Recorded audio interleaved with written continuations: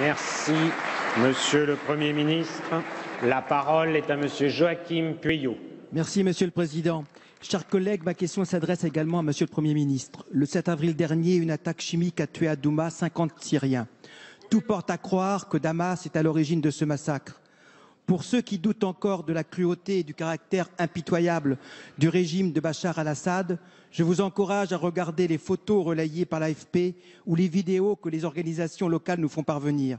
Nous y voyons des enfants suffocants, aspergés d'eau pour limiter les effets du gaz. Sur une autre, un amas de cadavres sans vie regroupés dans une petite pièce. Il sera inutile de dire maintenant ça suffit si nous ne sommes pas en mesure de mettre fin à ces massacres par tous les moyens en notre possession. En août 2013, l'ONU votait la résolution 2118 décidant le démantèlement de l'arsenal chimique syrien. 5 ans déjà et pourtant depuis nous avons été confrontés à plusieurs reprises à cette barbarie. Massacres aux armes conventionnelles et chimiques, viols ou tortures dans les prisons qui rappellent les pires heures concentrationnaires doivent être condamnés avec la plus grande force.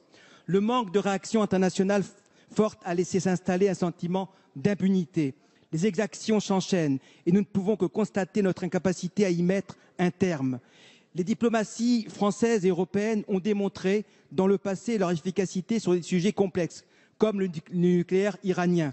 Mais loin d'un discours va-t-en-guerre, nous devons aussi envisager la possibilité d'une réponse proportionnée et circonscrite s'inscrivant dans le cadre international.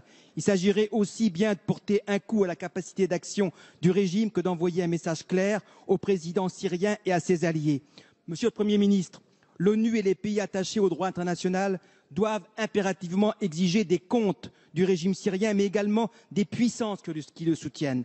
Ma question est simple. Quelle réponse la France compte-t-elle apporter à ces massacres en coopération avec l'Union européenne et les pays respectueux de la légalité internationale? Je vous remercie.